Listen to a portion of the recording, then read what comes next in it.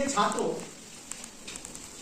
हमारा देश भारत है और इस देश में अनेक संत महात्माओं का जन्म हुआ है। क्या कोई कह सकते हैं कि कौन कौन संतों का जन्म हुआ है? यहाँ पर ಅನೇಕ ಸಂತರು, ಋಷಿಮುನಿಗಳು, ಮಹಾತ್ಮರು ಇಲ್ಲಿ ಹುಟ್ಟಿದಾರಲ್ಲ ಭಾರತದಲ್ಲಿ. ಯಾರು ಗೊತ್ತಿದ್ದಾರೆ ನಿಮಗೆ? महर्षि वाल्मीकि, वेरी गुड. और कौन कौन से संत? साधुಗಳು, संतರು, महात्मರು. महात्मा गांधी ये कोई संत नहीं है लेकिन महात्मा, ठीक है.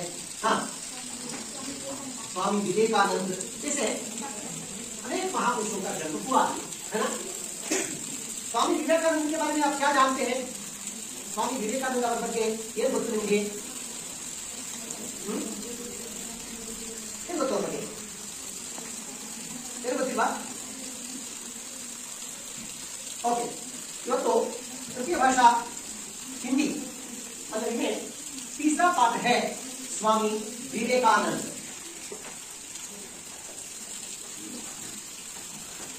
स्वामी विवेकानंद, स्वामी विवेकानंद जी के बारे में आज हम विस्तृत जानकारी प्राप्त करेंगे. इस पाठ के लेखक हैं डॉक्टर जगदीश चंद्र. कौन है इस पाठ के लेखक? डॉक्टर जगदीश चंद्र.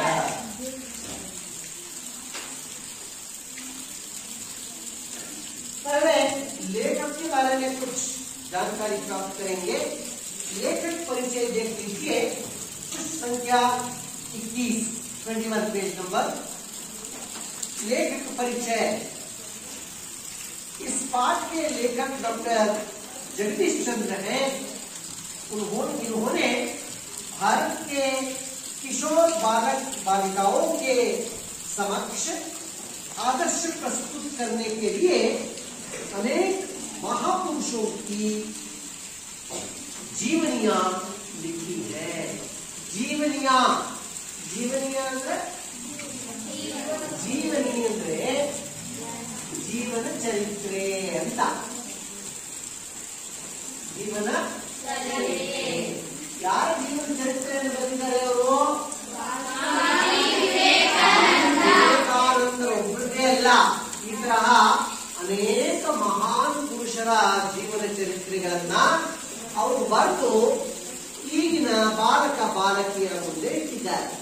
ನೀವೆಲ್ಲರೂ ಓದಿ ತಿಳ್ಕೊಳ್ಳಿ, ಅಂತಹ ಆದರ್ಶಗಳನ್ನ ನೀವು ಕೂಡ ಪಾಲಿಸಿ ರೂಢಿಸಿಕೊಳ್ಳಿ ಅಂತ ಅಲ್ಲ. ಸೊ ಈಗ ಏನ್ ಬರೆದಿದ್ದಾರೆ ಅಂತ ನೋಡೋಣ.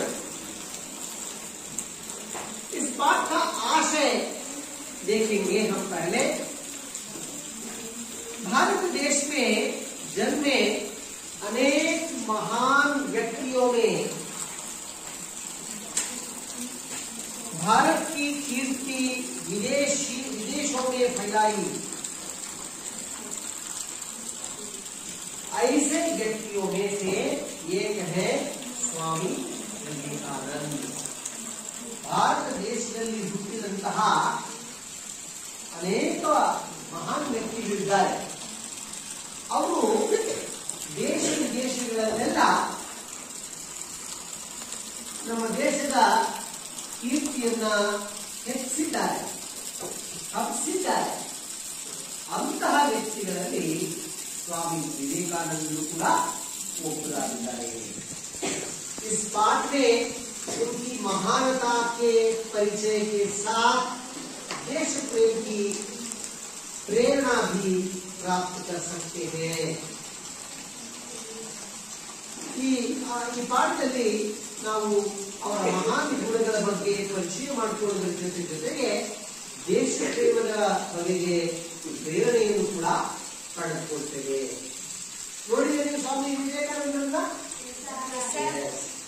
ಫೋಟೋ ತೋರಿಸ್ತೀನಿ ನಿಮಗೆ. ಇವರೇ ಸ್ವಾಮಿ ವಿವೇಕಾನಂದ. ಇವರು ಭಾರತದ ಕೀರ್ತಿಯನ್ನ ವಿಶ್ವದ ಹಲವಾರು ದೇಶಗಳಲ್ಲಿ ಹಬ್ಬಿಸಿದ್ರು. ದೇಶದ ಗೌರವವನ್ನ ಹೆಚ್ಚಿಸಿದ್ರು ಅಲ್ವಾ. ಇವರು ಅಮೆರಿಕಾದ ಶಿಕಾಗೋ ಕೇಳಿದ, ಆ ಶಿಕಾಗೋ ಹೋಗಿ ಆ ವಿಶ್ವಧರ್ಮ ಸಮ್ಮೇಳನದಲ್ಲಿ ಮಾತಾಡಲು ಆ ಭಾಷಣ ಐತಿಹಾಸಿಕವಾದ ಭಾಷಣವಾಗಿದೆ. ಓಕೆ, ಈಗ पाठ नोड़ोಣ. भारत के इतिहास में स्वामी विवेकानंद का नाम अमर है. इस वीर सन्यासी ने देश विदेश में भ्रमण कर भारतीय धर्म और दर्शन का प्रसार किया तथा समाज सेवा का नया मार्ग दिखाया. स्वामी विवेकानंद का जन्म 12 जनवरी सन 1863 को कलकत्ते के एक कायस्थ घराने में हुआ था. उनके बचपन का नाम नरेंद्र देव था. उनके पिता श्री विश्वनाथ दत्ता एक प्रतिष्ठित वकील थे. उनकी माता श्रीमती भुवनेश्वरी देवी धर्मपारायण महिला थी. बालक नरेंद्र का शरीर स्वस्थ, सुडौल और सुंदर था. कुश्ती लड़ने, दौड़ लगाने, घुड़सवारी करने और तैरने में उन्हें बड़ा आनंद मिलता था. वे संगीत एवं खेल कूद की प्रतियोगिता में भी भाग लिया करते थे. नरेंद्र आरंभ से ही पढ़ाई लिखाई में बड़े तेज थे. वे अपने स्कूल में भी सर्वप्रथम रहा करते थे. एंट्रेंस परीक्षा में भी वे प्रथम श्रेणी में उत्तीर्ण हुए थे. बीए की परीक्षा पास करने के बाद उन्होंने कानून का अध्ययन प्रारंभ किया. इसी बीच में उनके पिता का देहांत हो गया. यहाँ तक रहने के लिए अब आप भी मेरी तरह पाठ पढ़ना, विराम चिन्हों पर ध्यान करते हुए ठीक तरह पढ़ना. और पढ़ेंगे, तुम पढ़ोगे, पाठ पढ़ो.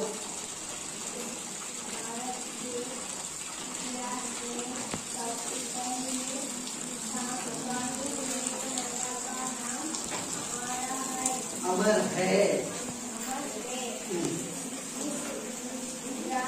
वीर सन्यासी भ्रमण कर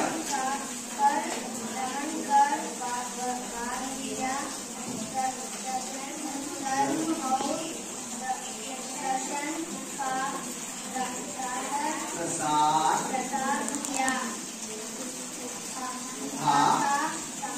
समाज सेवा का नाम नया मार्ग दिखाया.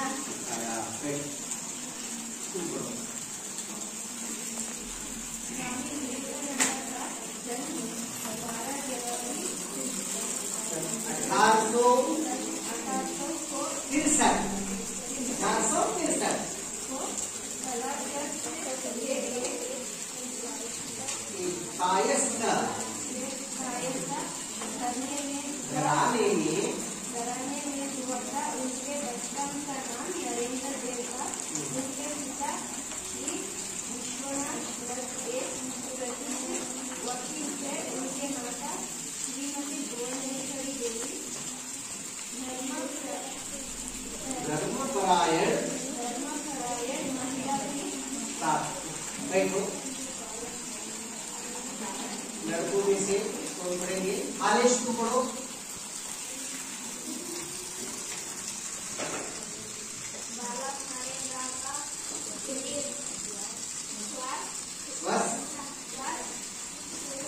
सुडौल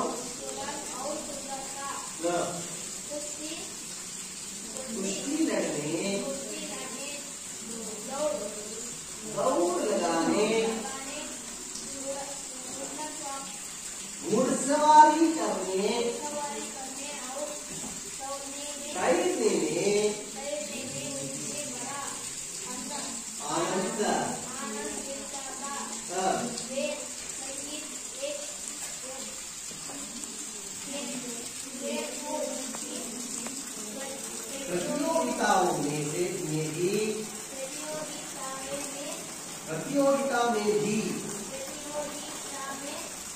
प्रतियोगिताओं में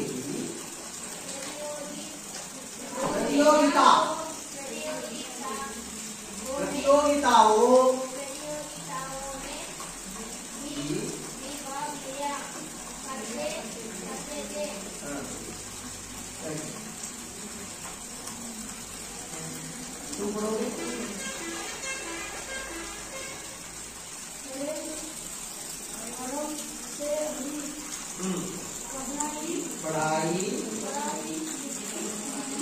लिखाई बड़े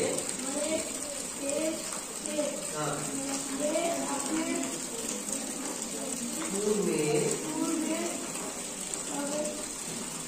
सर्वप्रथम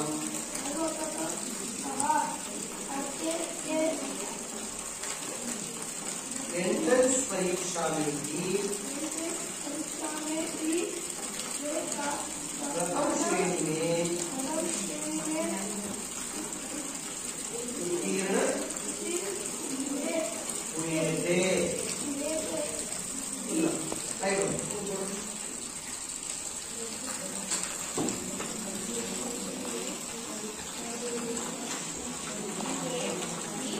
परीक्षा पास करने के बाद उन्होंने कानून का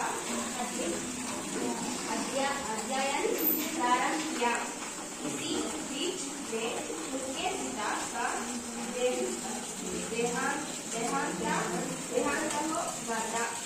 देहांत हो गया। अध्ययन काल में ओके, इस पाठ में कुछ नए शब्द आए हैं, है ना? उन नए शब्दों को हम पढ़ते पढ़ते देखेंगे। भारत के इतिहास में स्वामी विवेकानंद का नाम अमर है। अमर मतलब कभी न मरने वाला, कभी उसका नाम हम भूल नहीं सकते। उनका नाम हमेशा के लिए याद रहता है। ऐसे लोगों को हम अमर कहते हैं। महात्मा गांधी जी को हम अमर कहते हैं, है ना? जो अपनी जीवित अवधि में बहुत अच्छे साधना करते हैं, ऐसे लोग अमर हो जाते हैं। ಯಾರು ತಮ್ಮ ಬದುಕಿನ ಅವಧಿಯಲ್ಲಿ ತುಂಬಾ ದೊಡ್ಡ ಸಾಧನೆಯನ್ನು ಮಾಡಿರ್ತಾರೋ ಅವರನ್ನ ಜನ ಯಾವತ್ತೂ ಮರೆಯುವುದಿಲ್ಲ ಅಲ್ವಾ? ಅವರು ಭೌತಿಕವಾಗಿ ತಮ್ಮ ದೇಹ ತ್ಯಾಗ ಮಾಡಿದ್ರು ಕೂಡ ಅವರ ಹೆಸರು ಮಾತ್ರ ಯಾವಾಗಲೂ ಅಜರಾಮರವಾಗಿರುತ್ತೆ ಅಲ್ವಾ? ಹಾಗೆ ಇಲ್ಲಿ ವಿವೇಕಾನಂದರು ಕೂಡ ಅಷ್ಟೇ. ಅವರು ಈಗ ತೀರ್ಕೊಂಡು ಸುಮಾರು 120 ವರ್ಷಗಳಾಗೋಗಿದೆ ಅಲ್ವಾ? 122 ವರ್ಷ ಆಗೋಗಿದೆ. ಅದರಲ್ಲಂತೂ ಅವರನ್ನು ನಾವು ನೆನಪಿಟ್ಕೊಂಡಿದ್ದೀವಿ. ಇವತ್ತಷ್ಟೇ ಅಲ್ಲ, ಇದು 1000 ವರ್ಷವಾದರೂ ಕೂಡ ಅವ್ರನ್ನ ಯಾರು ಮರೆಯುವುದಿಲ್ಲ. ಯಾಕೆಂದ್ರೆ ಅವ್ರು ಬದುಕಿದ್ದು ಕೇವಲ 39 ವರ್ಷಗಳಷ್ಟೇ. ಆದ್ರೆ ಇಷ್ಟು ಚಿಕ್ಕ ಅವಧಿಯಲ್ಲಿ ಎಷ್ಟು ದೊಡ್ಡ ಸಾಧನೆ ಮಾಡಿರು ಅಂದ್ರೆ ನಾವೆಲ್ಲರೂ ಆಶ್ಚರ್ಯ ಪಡಬೇಕಾಗುತ್ತೆ. इस वीर सन्यासी ने देश विदेश में भ्रमण करना ಅಂದ್ರೆ ಸಂಚರಿಸುವುದು ಅಂತ. ಭ್ರಮಣ करना ಏನು? ಸಂಚರಿಸುವುದು, ಸುತ್ತಾಡುವುದು. ಈ ಜಗತ್ತಿನಾದ್ಯಂತ ಅವರು ಸಂಚಾರ ಮಾಡ್ತಾರೆ. भ्रमण कर क्या किया उन्होंने? भारतीय धर्म और दर्शन का प्रसार किया. भारतीय धर्म, ಭಾರತದ ಧರ್ಮಗಳು ಭಾರತದ ಧಾರ್ಮಿಕತೆ. ಭಾರತದಲ್ಲಿ ಒಂದೇ ಧರ್ಮ ಇಲ್ಲ, ನಿಮ್ಗೆ ಗೊತ್ತಿದೆ ಅಲ್ವಾ? ಯಾವ್ಯಾವ ಧರ್ಮಗಳಿದಾವೆ? ಹಿಂದೂ ಧರ್ಮ ಇದೆ, ಜೈನ ಧರ್ಮ ಇದೆ, ಇಸ್ಲಾಂ ಧರ್ಮ ಇದೆ. ಇಸ್ಲಾಂ ಅಂದ್ರೆ ಮುಸ್ಲಿಂ. ಸಿಕ್ಕಿಂ ಅಲ್ಲ, ಸಿಖ್ ಧರ್ಮ ಇದೆ, ಪಾರ್ಸಿ ಧರ್ಮ ಇದೆ, ಯಹೂದಿಗಳಿದ್ದಾರೆ ಅಲ್ವಾ? ಇವೆಲ್ಲವೂ ಕೂಡ ಇದು ಕೂಡ ಭಾರತೀಯ ಸಂಸ್ಕೃತಿಯಲ್ಲಿ ಅವೆಲ್ಲರೂ ಕೂಡ ಒಟ್ಟಾಗಿದ್ದಾರೆ. ಇದು ಭಾರತೀಯ ಧಾರ್ಮಿಕತೆ. ಒಂದು ಧರ್ಮದವರು ಇನ್ನೊಂದು ಧರ್ಮವನ್ನು ಅಡ್ಡಿಪಡಿಸುವುದಿಲ್ಲ. ಅವರವರ ಧರ್ಮದ ಆಚರಣೆಗಳನ್ನ ಅವರು ಯಾವುದೇ ಅಡ್ಡಿ ಆತಂಕ ಇಲ್ಲದೆ ಆಚರಿಸಬಹುದು ಅಲ್ವಾ? ಇದು ನಮ್ಮ ದೇಶದಲ್ಲಿರ್ತಕ್ಕಂಥ ಮುಕ್ತವಾದ ಅವಕಾಶ. ಎಲ್ಲ ಧರ್ಮಗಳನ್ನು ಗೌರವಿಸುವುದು ಭಾರತೀಯ धार्मिकते अल्वा।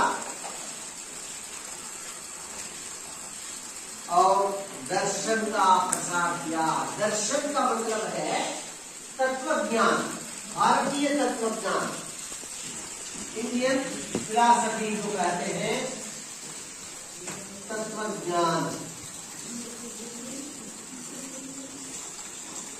भारत का जो तत्वज्ञान है उसे देश विदेशों में प्रसार किया तथा समाज सेवा का नया मार्ग दिखाया।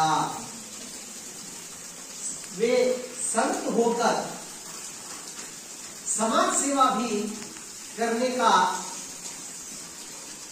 नया मार्ग दिखाया। ಅಂದ್ರೆ ಒಬ್ಬ ಸಾಮಾನ್ಯವಾದ ಸಾಧುಗಳಂತೆ ಇರದೆ ಸಾಧುಗಳು ಏನೆಲ್ಲ ಮಾಡಬಹುದು, ಹೇಗೆಲ್ಲ ಸಮಾಜ ಸೇವೆ ಮಾಡಬಹುದು.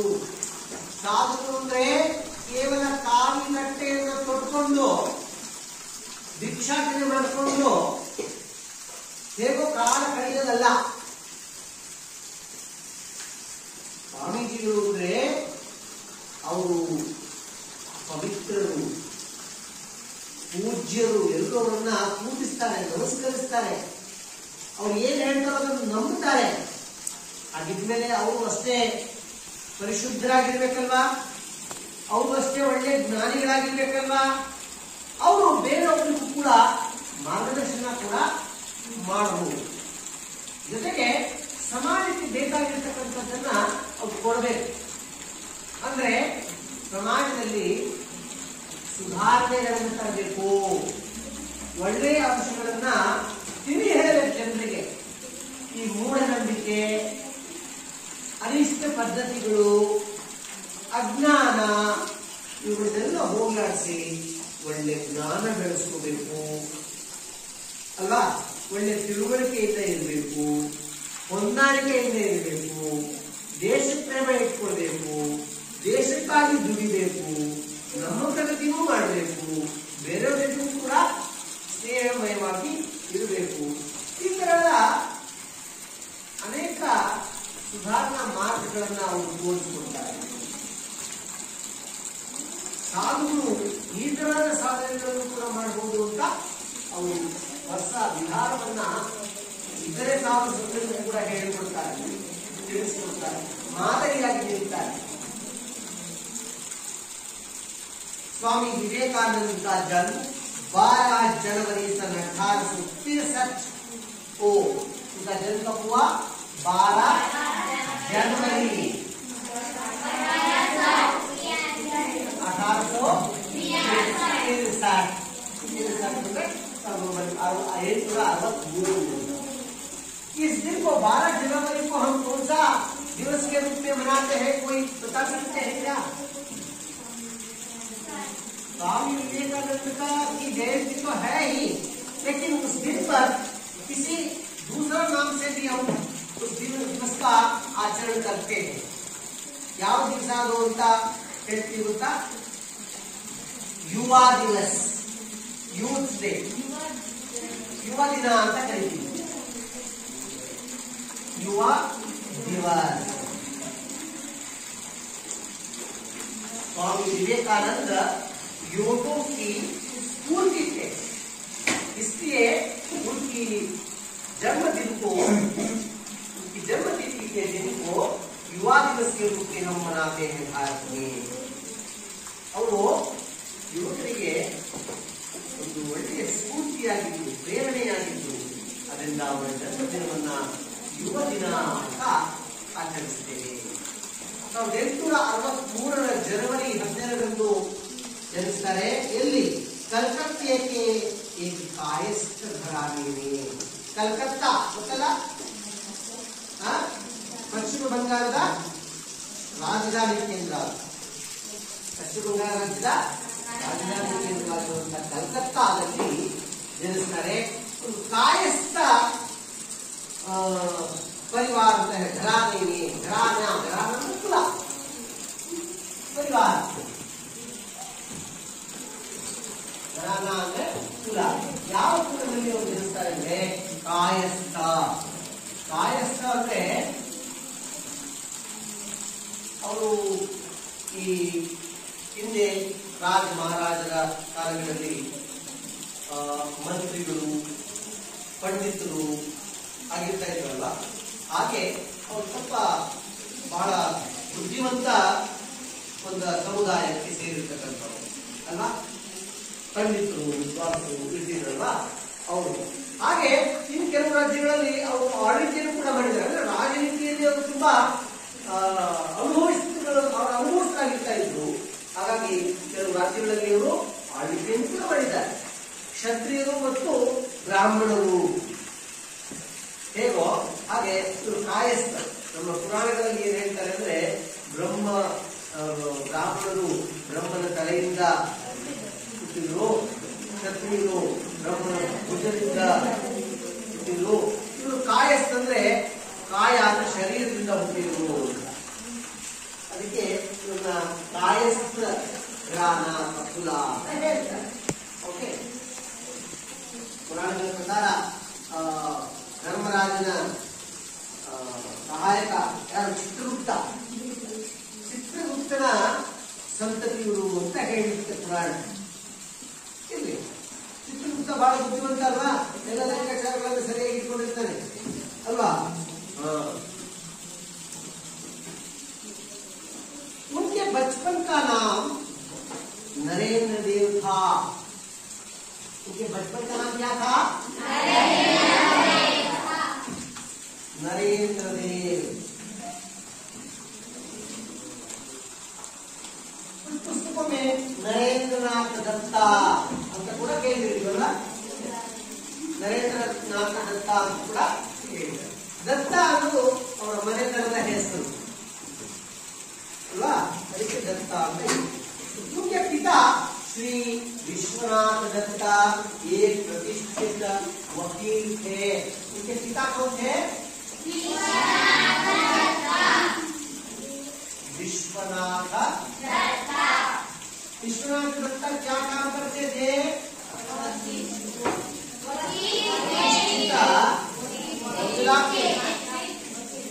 न्यायालय में वकालत करते थे, वकील थे। और ಮುಂದೆ ಪ್ರತಿಷ್ಠಿತ ತುಂಬಾ ಫೇಮಸ್ ಲಾಯರ್ ಆಗಿದ್ದು। उनकी माता श्रीमती भुवनेश्वरी देवी धर्मपारायण महिला थी। उनकी माता का नाम क्या था? भुवनेश्वरी देवी।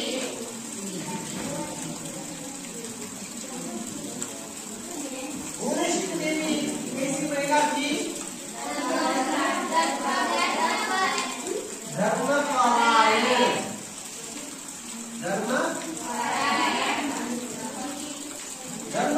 ಅಂದ್ರೇನು? ಪಾರಾಯಣ ಅಂದ್ರೆ ಓದುವುದು, ಧರ್ಮ ಗ್ರಂಥಗಳನ್ನು ಓದ್ತಾ ಇದ್ದಂತಹ, ಧಾರ್ಮಿಕತೆಯಲ್ಲಿ ತುಂಬಾ ಶ್ರದ್ಧೆ ಇದ್ದಂತಹ ಮಹಿಳೆಯಾಗಿದ್ದು।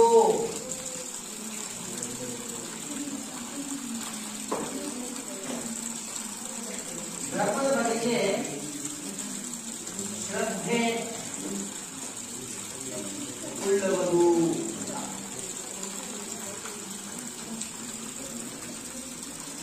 ಧಾರ್ಮಿಕ ಗ್ರಂಥಗಳನ್ನ, ಪುರಾಣ ಪುಣ್ಯ ಕಥೆಗಳನ್ನ ಅವರು ಓದ್ತಾ ಇದ್ರು, ಪೂಜೆ ಪಾಠಗಳನ್ನು ಮಾಡ್ತಾ ಇದ್ರು। ಅಲ್ವಾ? ಅದೆಲ್ಲ ನರೇಂದ್ರನು ಕೂಡ ಹೇಳ್ತಾ ಇರ್ತೀವಿ. बालक नरेंद्र का शरीर स्वस्थ, सुडौल और सुंदर था. स्वामी विवेकानंದರು ಚಿಕ್ಕಂದಿನಿಂದಲೂ ಕೂಡ ಹೇಗಿತ್ತು, ಅವರ ಶರೀರ ತುಂಬಾ ಸ್ವಸ್ಥ ಅಂದ್ರೆ ಆರೋಗ್ಯಪೂರ್ಣವಾಗಿತ್ತು. ಸ್ವಸ್ಥ ಅಂದ್ರೆ ಏನು?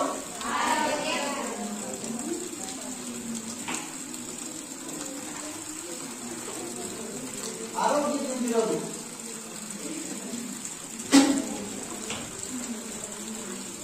ಸ್ವಸ್ಥ, ಸುಡೌಲ್. ಸುಡೌಲ್ ಅಂದ್ರೆ ಒಳ್ಳೆಯ ಆಕಾರ, ದೇಹದ ಆಕಾರ ಎತ್ತರಕ್ಕೆ ತಕ್ಕ ಗಾತ್ರ ಅಲ್ವಾ?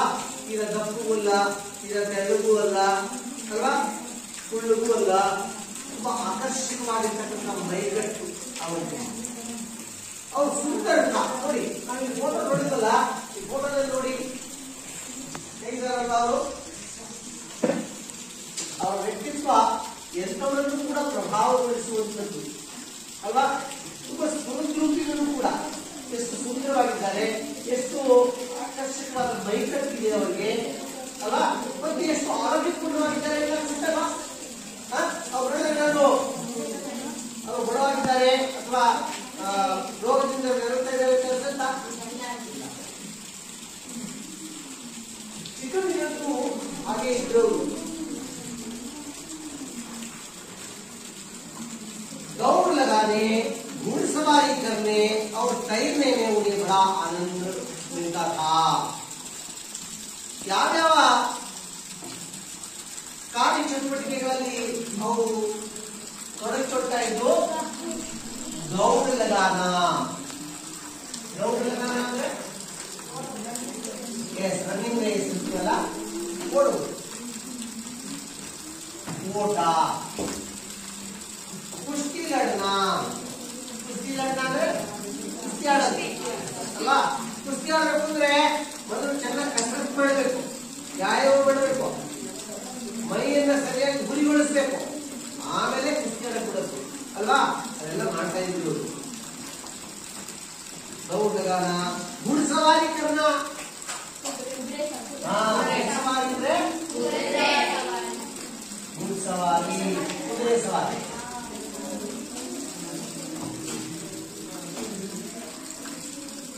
ಅವಾಗ ಕುದುರೆ ಸವಾರಿ ಎಲ್ಲ ಕಂಪಲ್ಸರಿ ಕಲಿಬೇಕಾಗಿತ್ತು. ಈಗೆಲ್ಲ ನೀವು ಬೈಕ್ ಎಲ್ಲ ಓಡಿಸ್ತಿರಲ್ಲ, ಕಾರು ಓಡಿಸ್ತಾರಲ್ಲ, ಹಂಗೆ ಆಗಿನ ಕಾಲದಲ್ಲಿ ಅಧಿಕಾರಿಗಳಾಗಿರೋರು, ಡಿಸಿ ಆಗಿರೋರು ಕೂಡ ಕುದುರೆ ಓಟ, ಕುದುರೆ ಸವಾರಿ ಮಾಡ್ಕೊಳ್ಬೇಕು. ಯಾಕಂದ್ರೆ ಕುದುರೆ ಕೊಡ್ತಾ ಇದ್ರು ಅವ್ರಿಗೆ, ಈ ಕಾರ್ ಕೊಡ್ತಾರಲ್ಲ ಹಂಗೆ ಕುದುರೆ ಕೊಡ್ತಾ ಇದ್ರು, ಅವ್ರು ಕುದುರೆ ಓಡಿಸ್ತಾರೆ ಅಲ್ವಾ? ಕುದುರೆ ಸವಾರಿ ಕಾಮನ್ ಆಗಿತ್ತು. ತೈರ್ನ, ತೈರ್ನ ಅಂದ್ರೆ ಈಜುವುದು.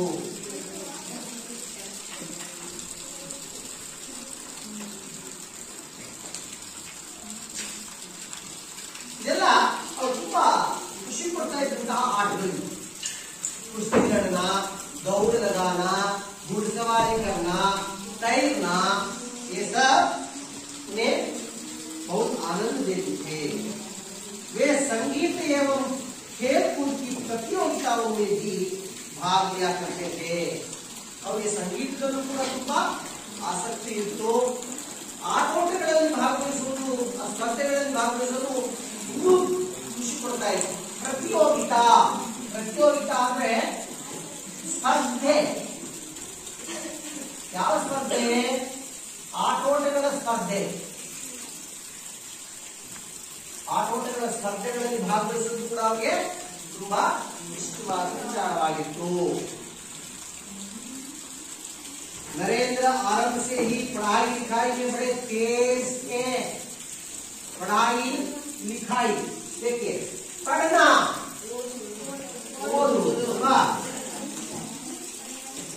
पढ़ना, इसका भाव वाक्य संज्ञा पढ़ाई.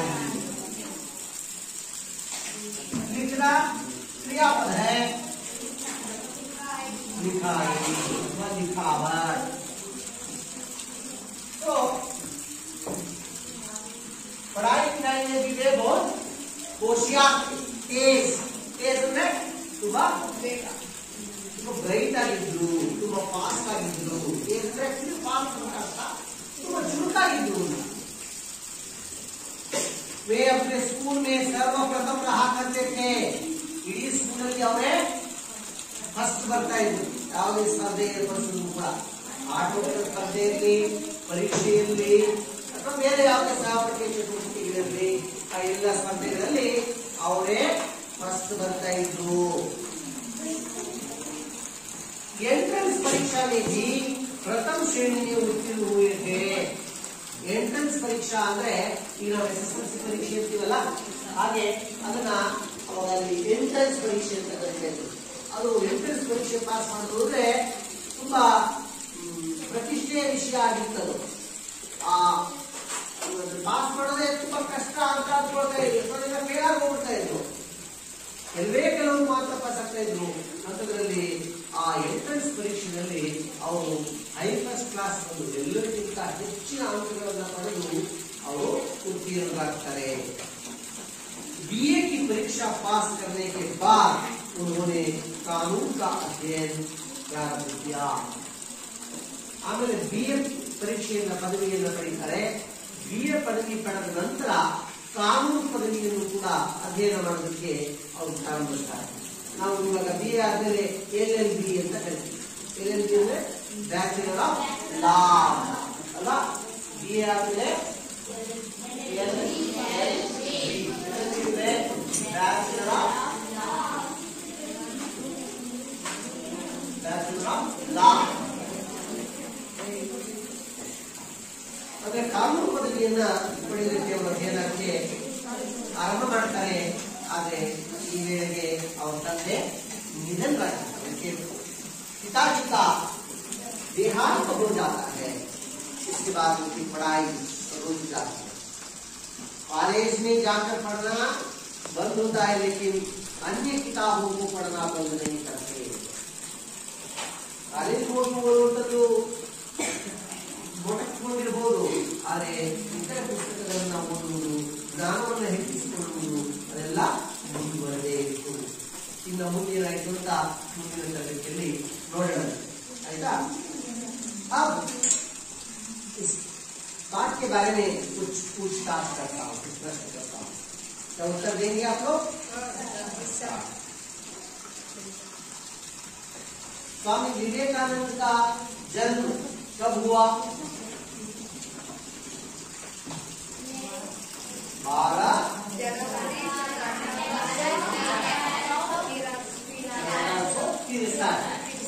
1863 में कहाँ हुआ? कलकत्ता के एक कायस्थ घराने में उनका जन्म हुआ था।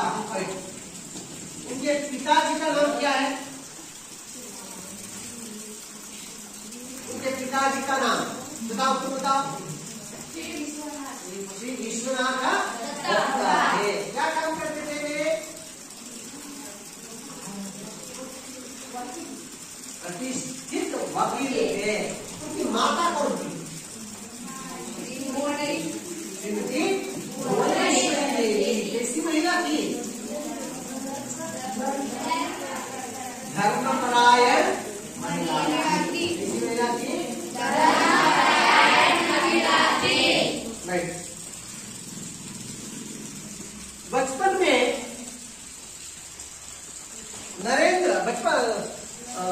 स्वामी विवेकानंद का बचपन का नाम क्या है? नरेंद्र देव। नरेंद्र देव को कौन कौन से विषय में बहुत रुचि थी, आसक्ति थी? कौन कौन से खेल? दौड़ना, कुश्ती लड़ना, दौड़ लगाना, घुड़सवारी करना, तैरना आदि विषयों में, और इसके साथ संगीत में भी और खेल कूद के प्रतियोगिता में भी भाग लेना नरेंद्र को बहुत खुशी देती थी। वे बड़े रुचि से इन विषयों में भाग लिया करते थे। पढ़ाई लिखाई में ये कैसे थे? पढ़ाई लिखाई में कैसे थे? तो थे कितने लोग? बड़े तेज थे। तेज का मतलब बड़े होशियार थे। तेज का होशियार। और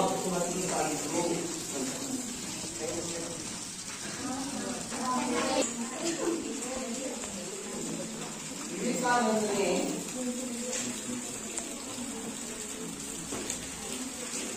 कौन सा व्रत लिया?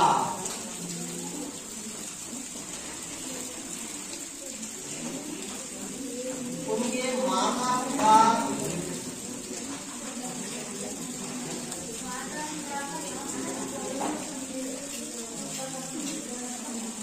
कौन थे?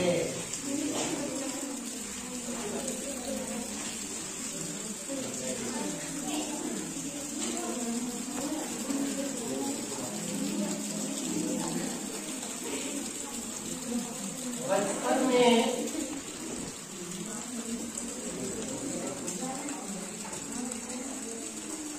नरेंद्र की रुचि किन किन विषयों में थी?